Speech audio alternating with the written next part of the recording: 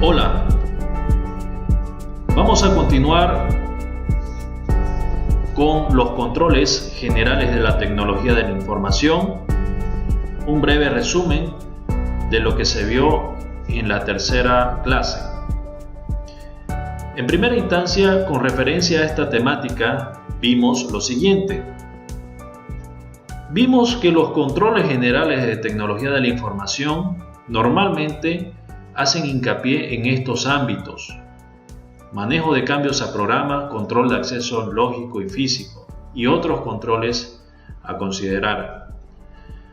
Ahora bien, dijimos en la clase que en materia de cambios a programas hay que considerar estos controles, como por ejemplo que siempre exista una solicitud o autorización del cambio que se haya de realizar, que existan las pruebas, que exista una autorización de ese cambio antes de que se ponga a un ambiente real o de producción, que exista segregación de funciones.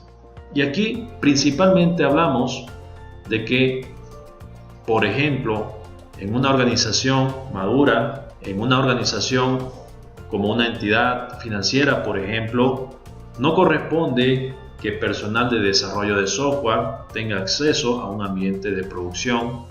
Por lo tanto, si ese fuera el caso, estamos hablando de una inadecuada segregación de funciones. Estos aspectos de cambios a programas se tienen que considerar porque normalmente hay bastantes observaciones que se pueden encontrar aquí. Bien.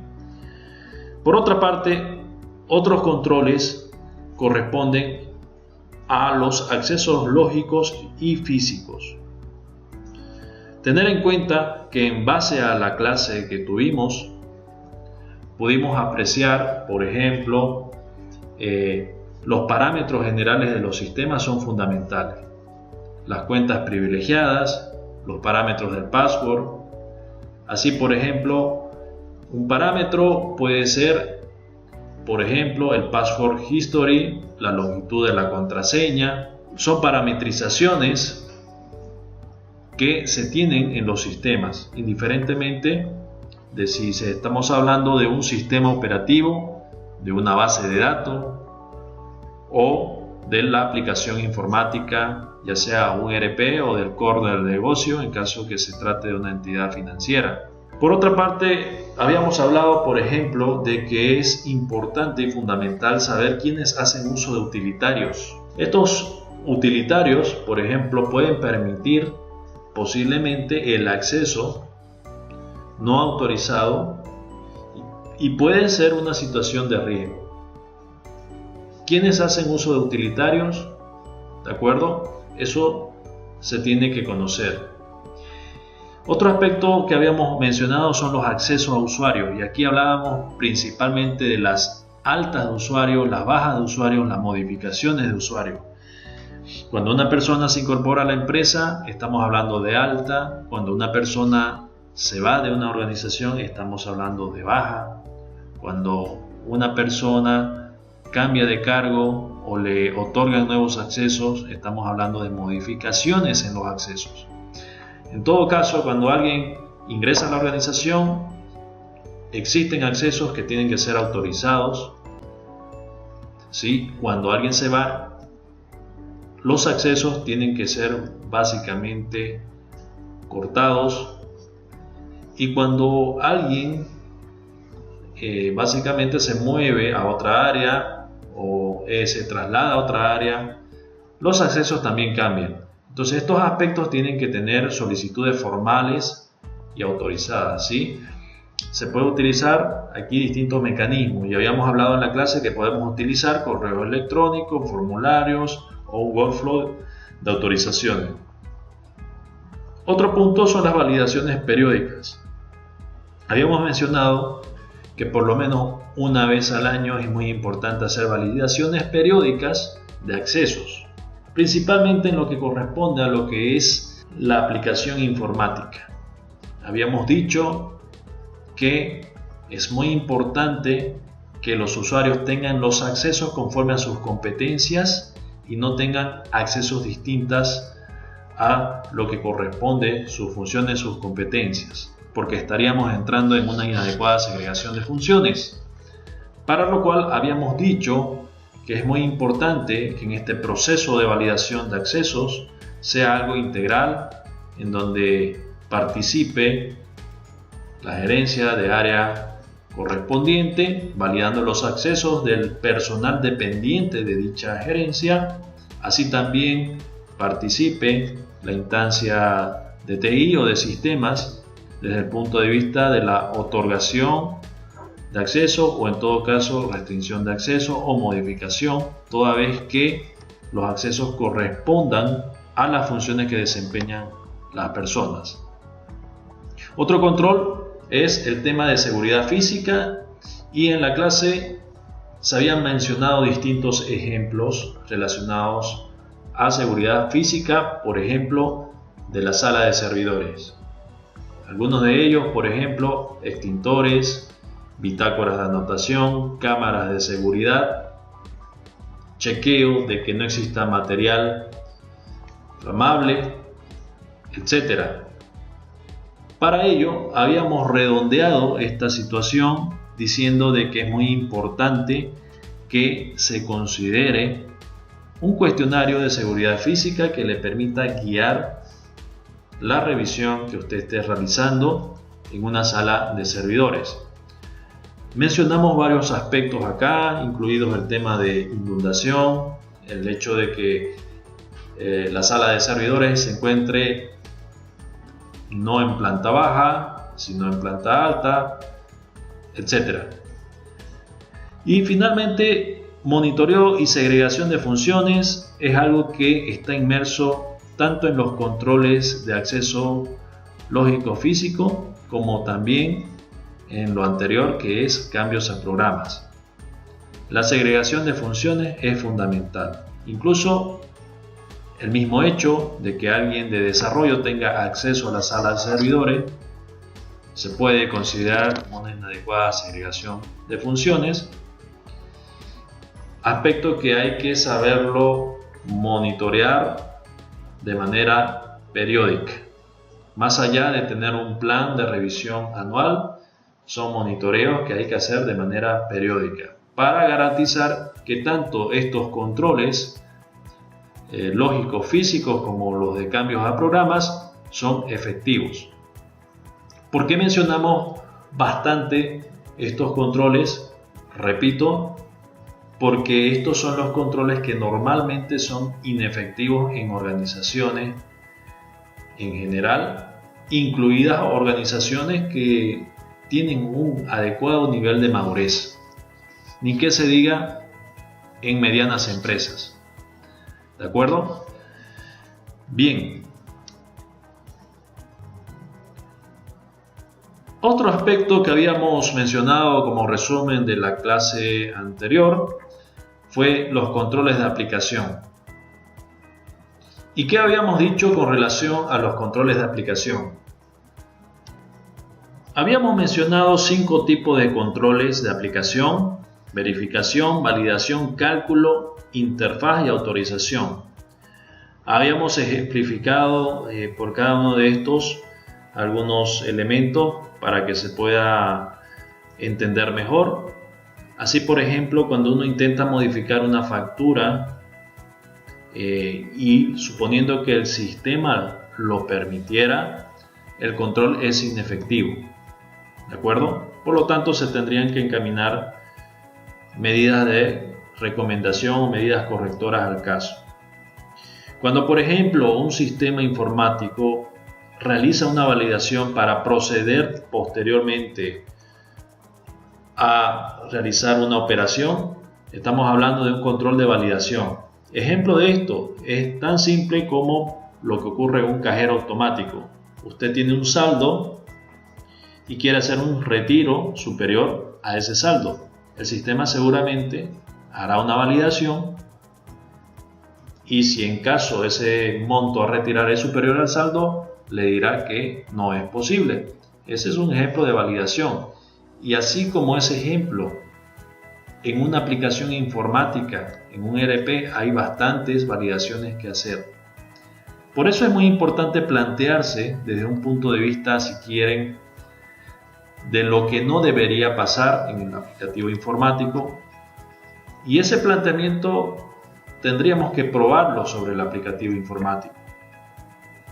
Hay aspectos que, por ejemplo, un desarrollador puede no haber considerado, de acuerdo, en el desarrollo de esta aplicación informática, que visto desde el punto de vista de riesgos, que visto desde el punto de vista incluso de vulnerabilidades, pueden existir algunas situaciones que no estén concebidas en el desarrollo o en la aplicación en cuestión. Por eso es que uno tiene que plantearse aspectos de validar situaciones como las que estamos mencionando, o verificar aspectos como lo que hemos mencionado, modificar la factura, que puede ser cualquier otro documento, formulario del sistema, etc. Por ejemplo, un asiento contable.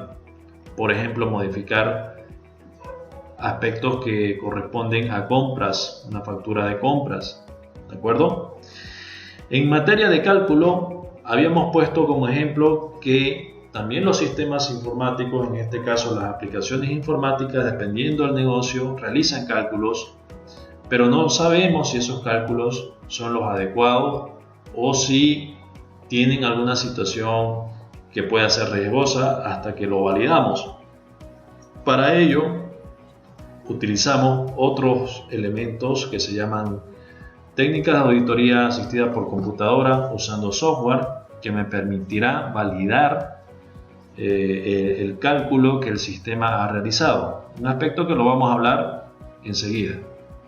También habíamos hablado de los controles de interfaz.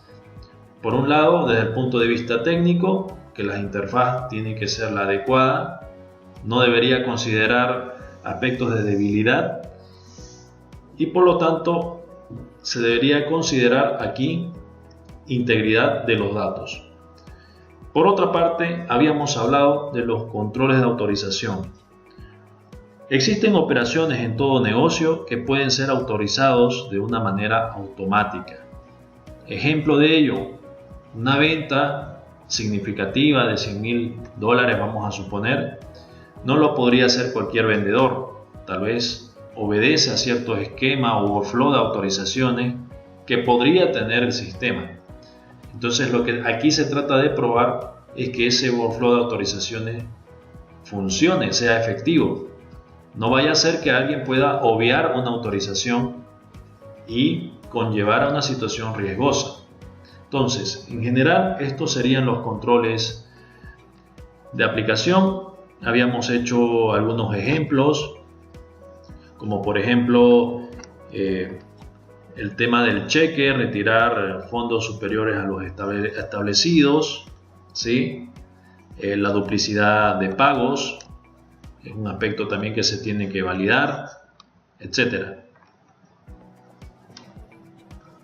Otro punto que habíamos visto son las técnicas de auditoría asistida por computadora, donde habíamos mencionado software que se puede utilizar acá, principalmente para lo que corresponde el análisis de datos.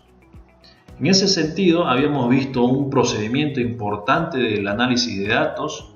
Como ustedes pueden apreciar, este proceso considera 5 etapas. La primera de planificación, vale decir, cuando vamos a analizar datos, tenemos que tener muy en claro qué exactamente vamos a analizar. Puede ser el ejemplo, el recálculo de una tasa de interés por DPF, por ejemplo.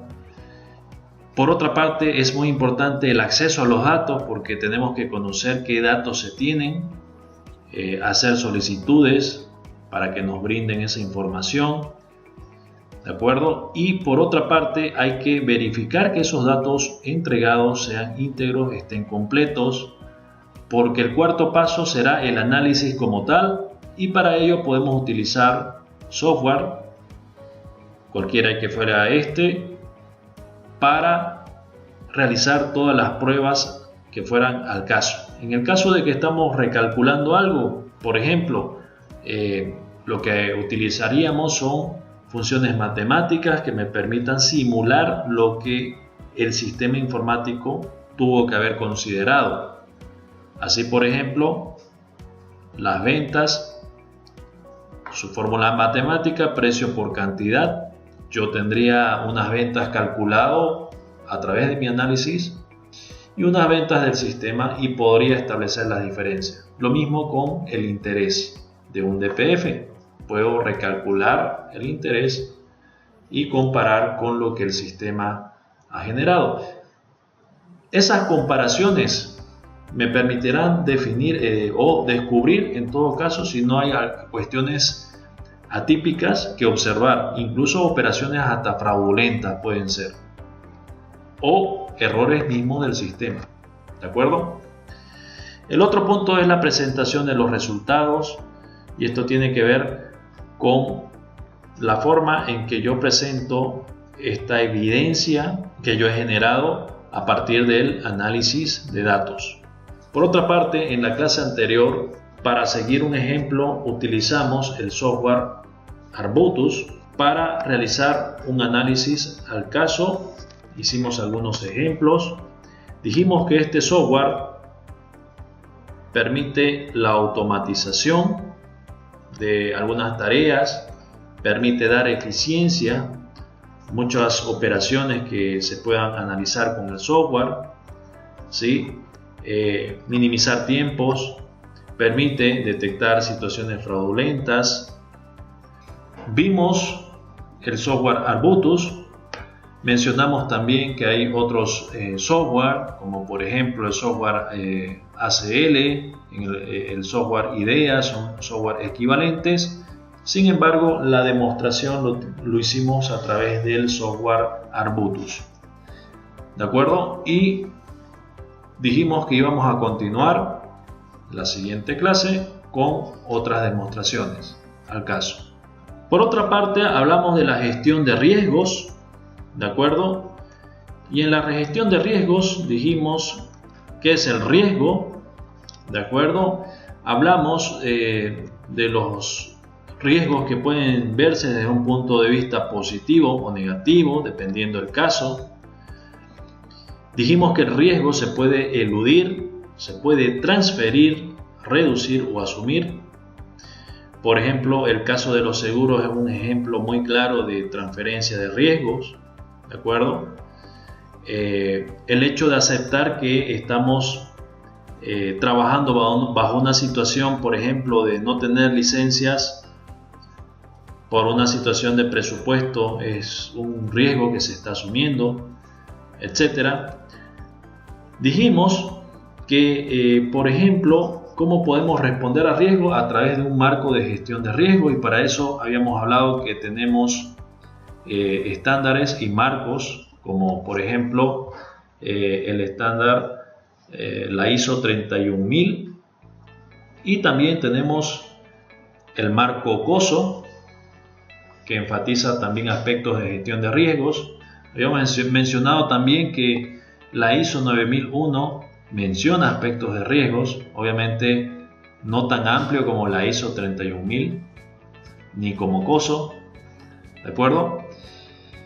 Habíamos hablado de cuáles son esos principios de gestión de riesgos desde el punto de vista de la ISO 31000. ¿De acuerdo? Y mencionamos que hace hincapié a básicamente el sistema de gestión que tiene que ser estructurado. Habíamos hablado que tiene que ser adaptable, dinámico, considera el talento humano, la mejora continua, involucra a las partes interesadas, etc. Son principios establecidos en la ISO 31000, última versión.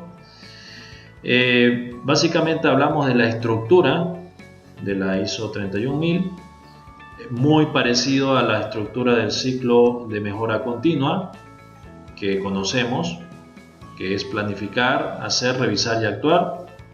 Tiene cierta similitud, ¿de acuerdo? Y bueno, básicamente incorpora siempre aquí a la dirección, ¿no?, como un elemento clave para que esto se cumpla, es decir, para que se considere el diseño, la implantación de un sistema de gestión de riesgos, la evaluación, la mejora como tal, ¿de acuerdo? Otro aspecto a considerar es el proceso de gestión de riesgos, y aquí mencionamos básicamente aspectos de relevancia como que la identificación de riesgo es lo principal. Por un lado, hay que saber identificar cuáles son los riesgos relacionados a, en este caso, tecnología de la información, ¿sí? Analizar esos riesgos y evaluar los riesgos para darle un tratamiento. Y obviamente esto considera un aspecto de monitoreo, revisión, comunicación y consulta, ¿sí? Al lado derecho está la estructura conforme lo muestra la última versión de la ISO 31000, que básicamente es parecida, ¿sí?, porque considera la identificación de riesgos, el análisis, la evaluación y el tratamiento. Al igual que el marco COSO considera esos aspectos que tienen que ver con la identificación, el análisis y la evaluación. De hecho, el marco COSO tiene varios componentes y uno de ellos hace hincapié a básicamente la evaluación de riesgos, ¿sí?, donde se enfatiza estos aspectos. Obviamente, si alguien quiere tomar una base, podría tomar como base la ISO 31000, pero también el marco de control interno COSO también es válido, que dicho sea de paso, ambos se pueden de alguna manera mapear, y el hecho de que uno considere aspectos está directamente vinculado con el otro. Hay un mapeo entre ambos, un aspecto que sugiero se pueda investigar. En un proceso de auditoría de sistemas es muy importante considerar el riesgo, porque finalmente las observaciones que se hacen a lo largo de todo el trabajo de auditoría de sistemas supone constantemente la identificación de riesgos, ¿de acuerdo?, el análisis y la evaluación, ¿de acuerdo? Y es más, los informes de auditoría de sistemas deberían incluir también cuál es esa evaluación de riesgos, para saber si son críticos y poder obviamente encaminar las medidas correctoras, aspecto que obedece al tratamiento de los riesgos según corresponda el caso. Habíamos hablado también de la matriz de riesgos. Habíamos dicho de que es muy importante considerar la probabilidad y el impacto. En cuanto al método de cómo calificar el riesgo, siempre se tiene que considerar la probabilidad y el impacto. Así, por ejemplo, para valorar en todo caso el riesgo, se puede adoptar algunos criterios que pueden ser semi-cuantitativos o cualitativos. Una forma es, por ejemplo, considerar que el riesgo podría adoptar los niveles de crítico, alto, medio o bajo, ¿de acuerdo? Y en función de ello es que un riesgo crítico, por ejemplo, estaría de color rojo, ¿sí? Posiblemente algo en términos de medio está en color amarillo y bajo en color verde. Es muy importante entender de que el riesgo, si hablamos de a qué es igual a su probabilidad por el impacto. Pero por otra parte, la probabilidad es igual a la amenaza por la vulnerabilidad. Y este tema de la amenaza se puede, por ejemplo, medir en términos de frecuencia Por otra parte, la vulnerabilidad se puede básicamente medir en términos de simplicidad de una situación que no queremos que pase. Por ejemplo, cuán simple es que ocurra un evento que no deseamos que pase.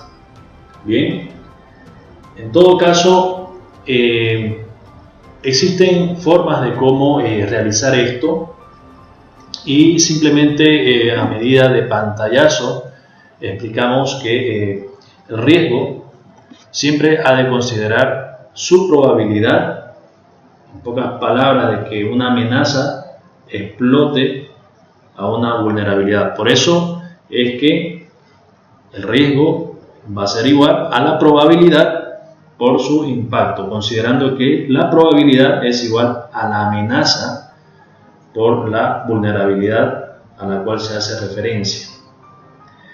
Bien, pero también hay otras formas de cómo ver este esquema. Así, por ejemplo, observar acá que la probabilidad puede adoptar otros criterios, como en sentido de ocurrencia, que puede ser básicamente casi seguro que ocurra,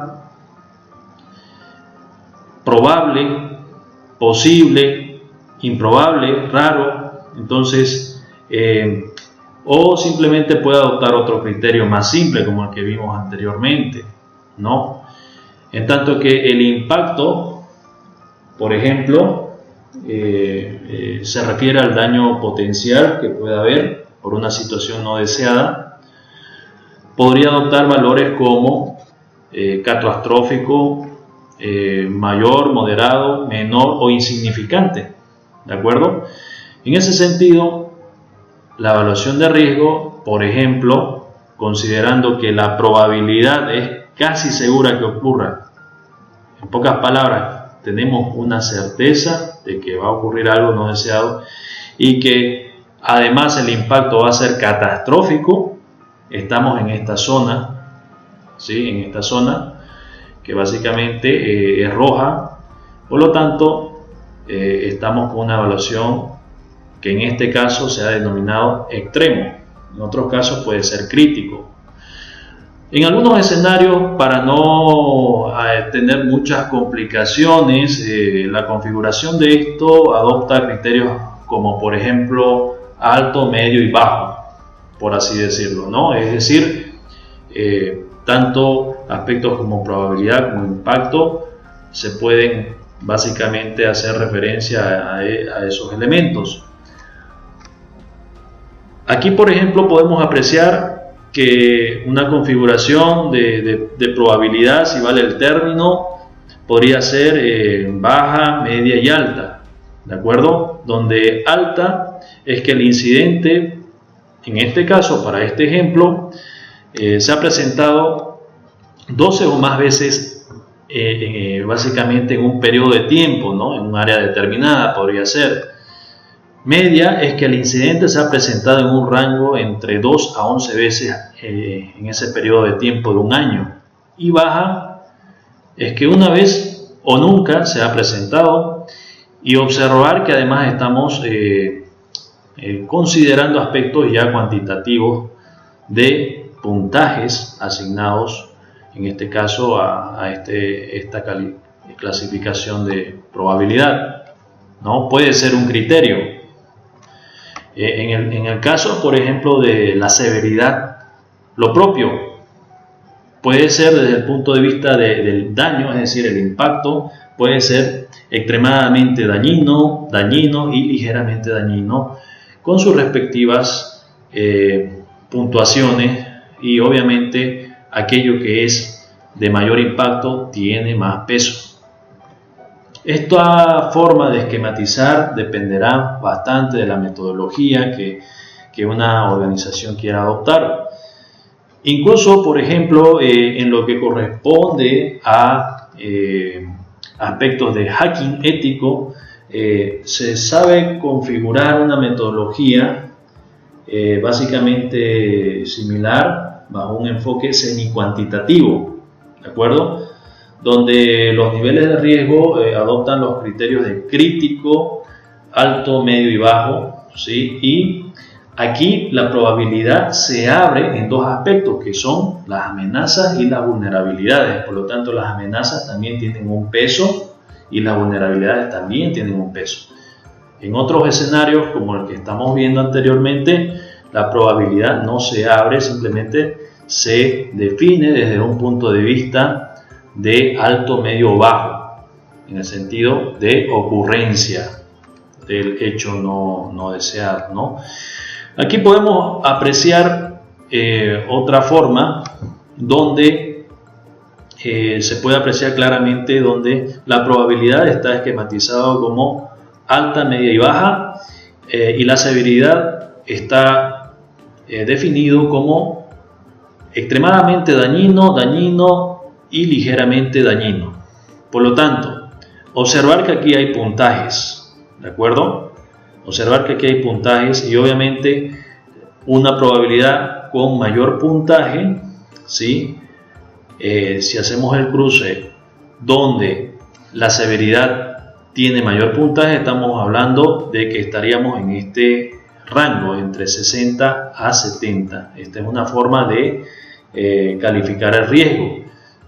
Por lo tanto, si ese valor, hacemos la multiplicación, estaría en este rango, estamos hablando de que el riesgo es crítico, ¿de acuerdo? En este caso, por ejemplo, cuando la probabilidad es media, pero el impacto ha de ser extremadamente dañino, tendríamos que considerar la multiplicación, en este caso, de este valor por este valor, lo cual dará una puntuación que se encuentre posiblemente en este rango, y en ese sentido el riesgo será importante, ¿no? Lo mismo pasa con los puntos que no tienen bastante significancia, como probabilidad baja y que el impacto sea ligeramente dañino, ¿no? Sería la multiplicación de este puntaje con este otro y estaríamos en este rango, por lo tanto el riesgo es bajo. Esta esquematización, una vez más, depende de cada organización. En algunos escenarios se puede considerar abrir esta probabilidad por dos aspectos más, que son, una vez más, la amenaza, que puede tener su propia puntuación, y además las vulnerabilidades. Por lo tanto, esta matriz se hace bastante grande, se hace bastante amplia, ¿de acuerdo? Y obviamente se tendría que esquematizar en otro sentido. Nuevamente, aquí se puede apreciar desde un punto de vista de porcentajes la probabilidad y el impacto desde un punto de vista de cuantificación en materia de peso. Y dependiendo el caso, estamos hablando de que el riesgo puede recaer en un ámbito que puede ser crítico, puede ser medio y puede ser, en este caso, bajo. Pueden abrirse más definiciones. Aquí en este caso se observa claramente que solamente hay 3. Una vez más, esto se puede abrir en más colores, como en el caso que vimos anteriormente, ¿no? Por ejemplo, en este caso, donde no solamente se abrió en el sentido de crítico, medio y bajo, sino que se abrió en el sentido de algo crítico, algo alto, algo moderado y algo bajo. Entonces estos criterios dependerán mucho cómo uno lo defina. He aquí otro esquema, ¿de acuerdo? Donde hablamos de probabilidad, es el ejemplo que les había mencionado. Fíjense, se esquematiza como muy alto en su probabilidad de ocurrencia del hecho no deseado, alto, medio, bajo y muy bajo, ¿no? Con sus respectivas puntuaciones, donde el muy alto tiene 5 puntos, alto 4 y va disminuyendo así sucesivamente. En cuanto al impacto, en este caso también denomina el ejemplo gravedad, de igual manera se ha esquematizado muy parecido a lo que corresponde la probabilidad. Observar muy alto, alto, medio, bajo y muy bajo. Y los puntajes son similares. En todo caso, para evaluar el riesgo se han adoptado estos criterios. ¿no? Donde, por ejemplo, si estamos en esta sección de color rojo, el riesgo es muy grave, por lo tanto hay que encaminar medidas quizás no solo preventivas, sino hasta correctivas urgentes, ¿de acuerdo? Entonces aquí, por ejemplo, tenemos una probabilidad de 5 y un impacto de 5, 5 por 5, 25 está en este rango, entonces el riesgo es muy alto. ¿Qué pasa cuando la probabilidad es muy baja y el impacto es muy bajo? Entonces estamos en esta casilla y es un riesgo marginal, es decir, básicamente no se toma mucha consideración en este caso. Ahora, esta esquematización, repito, depende de cada organización. Esto es un leve pantallazo de cómo es que se evalúa el riesgo. Bien, ¿qué es lo que hacen algunas organizaciones con relación a esto?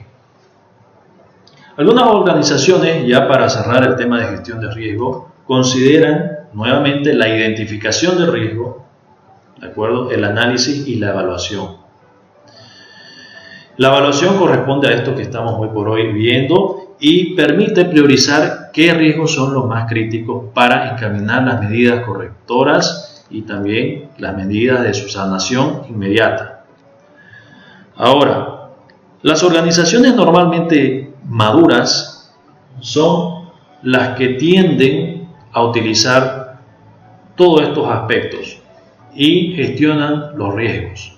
Estamos hablando de organizaciones maduras que tienen controles bastante incorporados y tienen automatizaciones también, ¿de acuerdo? Incluso para definir los objetivos organizacionales se hace evaluación de riesgo. No solamente aplica al ámbito de tecnología, sino aplica a bastantes ámbitos. En este caso, como el curso es de auditoría de sistemas, pues al hacer las revisiones y al hacer el trabajo de campo, vamos a detectar una serie de hallazgos, en pocas palabras, observaciones, que de seguro han de tener mayor relevancia una observación que otra. Y ahí estamos hablando netamente de riesgos, ¿sí?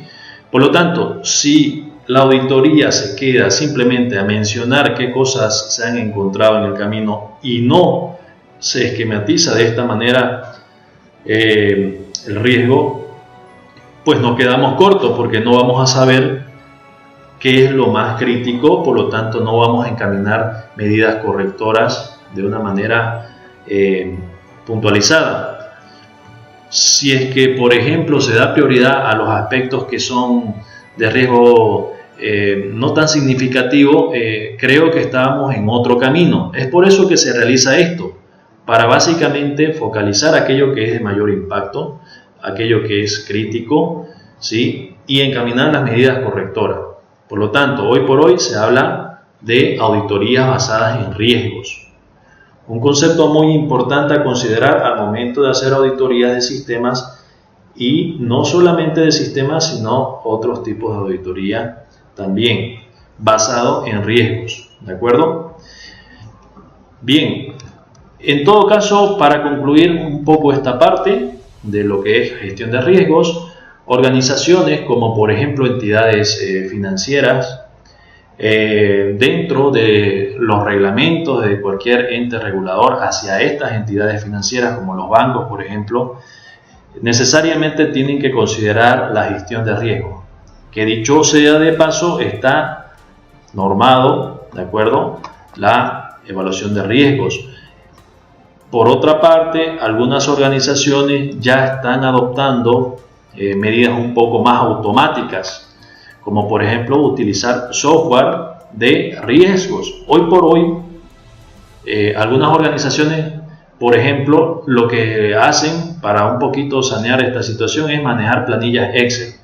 Pero bueno, la planilla Excel para organizaciones maduras ya ha quedado artesanal. Por lo tanto, hoy se está migrando, por lo menos esa es la percepción en este momento, a la adquisición de software. Más adelante, en otro apartado, En la siguiente clase hablaremos de un software para la gestión de riesgos.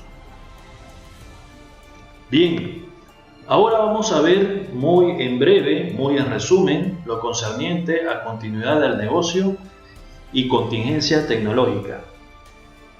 Cuando hablamos de continuidad del negocio, hacemos referencia a que si ocurren situaciones, por ejemplo, no deseadas, es muy importante que el negocio de una organización continúe. Estos aspectos pueden estar vinculados o no con la tecnología, ¿sí? Pueden estar vinculados o no, por ejemplo, con aspectos de infraestructura.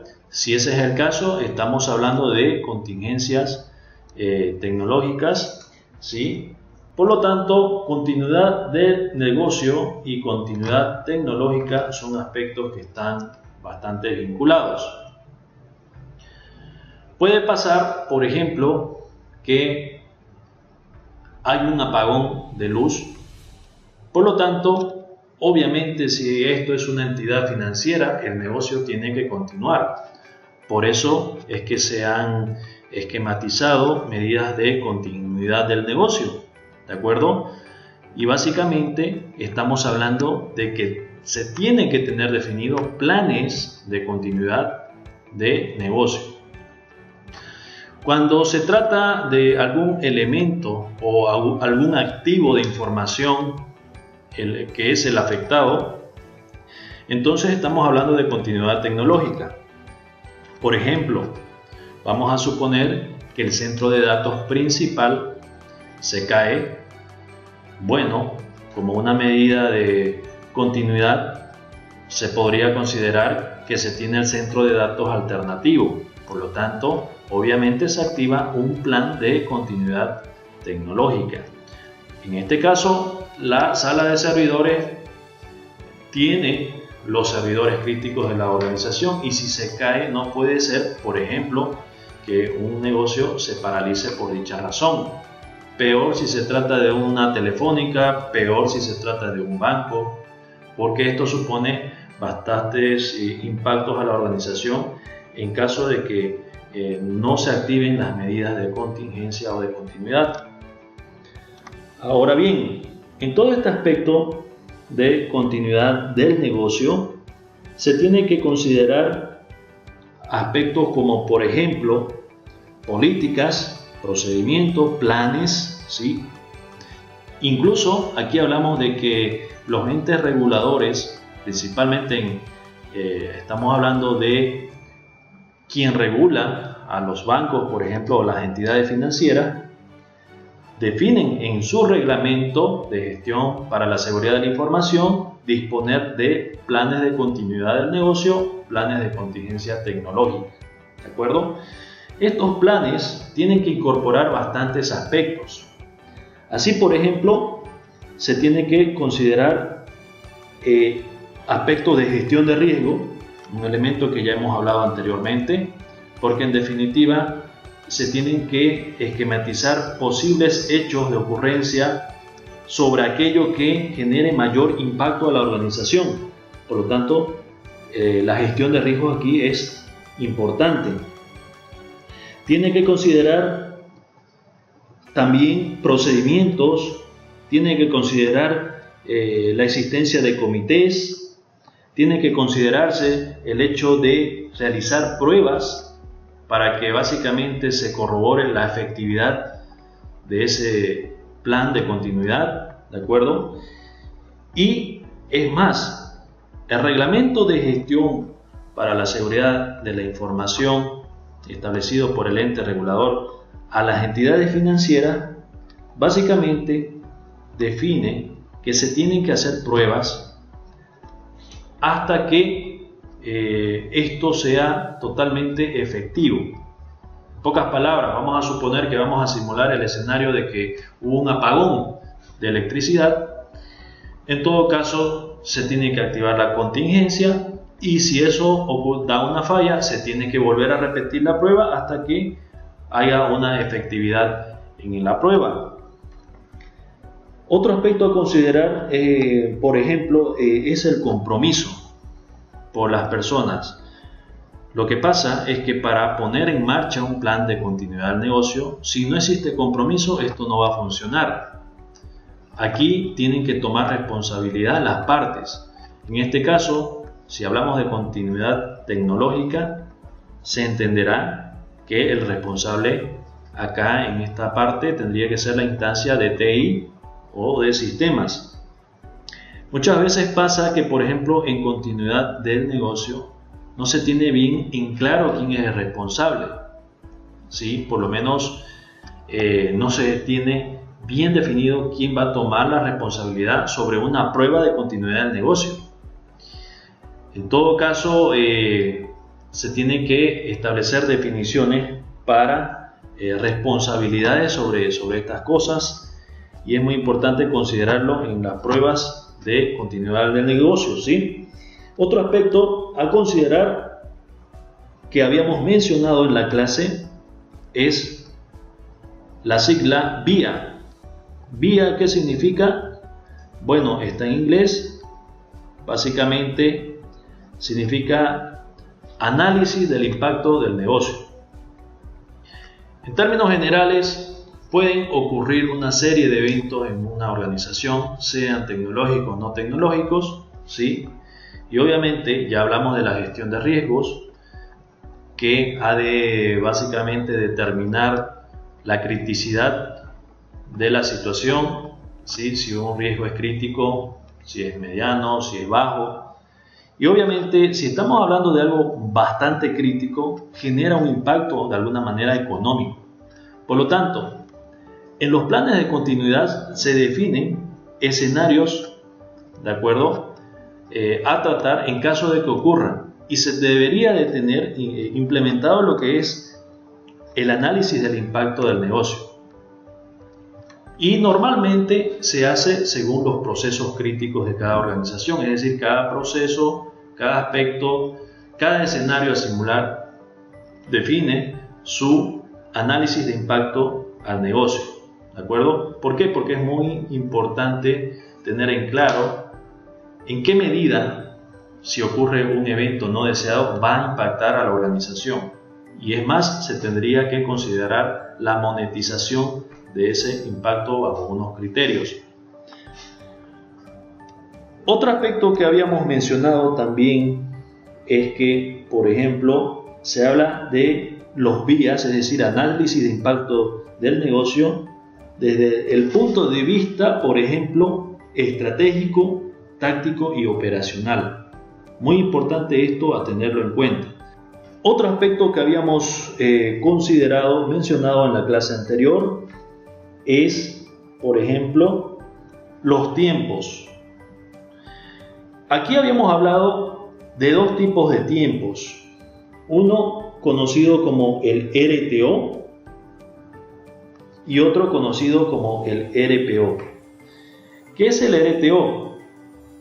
Es el tiempo óptimo que puede demorar una subsanación de alguna contingencia. Por ejemplo, desde el momento en que ocurrió la contingencia hasta que se volvió a operar en condiciones normales, ese es el tiempo denominado RTO, ¿de acuerdo?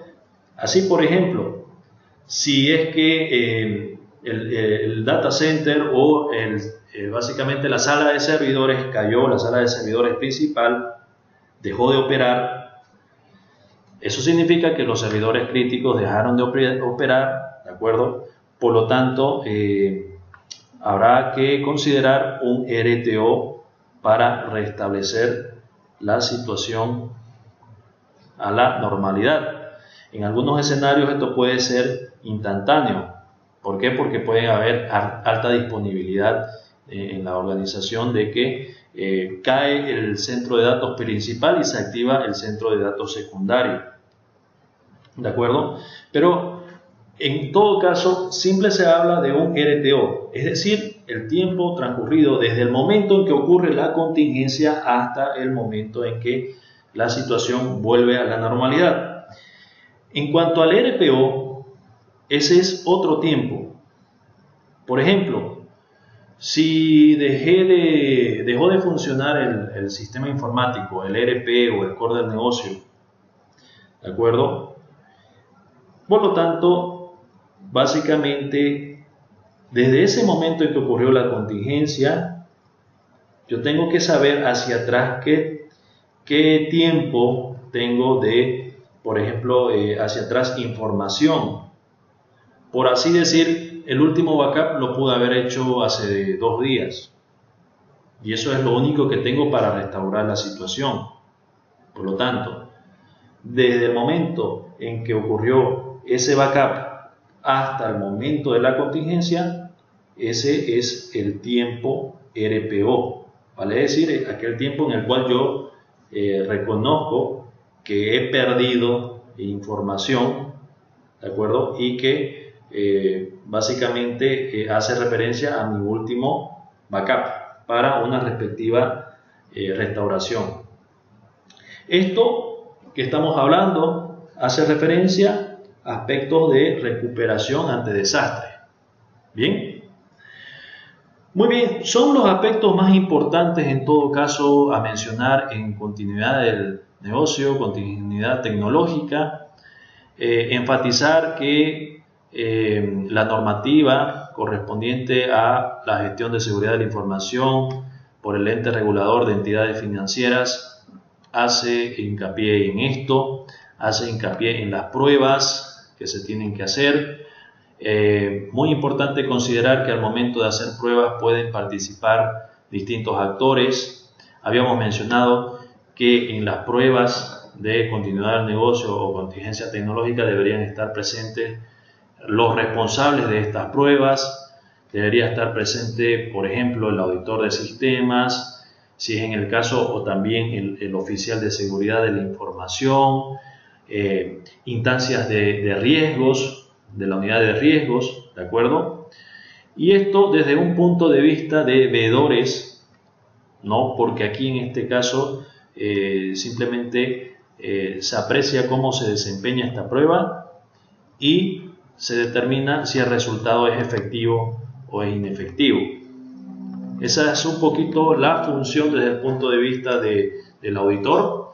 El auditor tendría que participar, en este caso el auditor de sistemas, observar el desempeño de las pruebas, realizar todas las notas correspondientes, a qué hora inicia la prueba, a qué hora concluye, qué eventualidades, cuestiones eventuales ocurrieron en el camino, si la prueba fue efectiva, tomar medida de los tiempos, documentar la prueba, ¿de acuerdo? Sacar evidencia si es el caso, fotografías si es el caso, y esa es un poco la intervención correspondiente.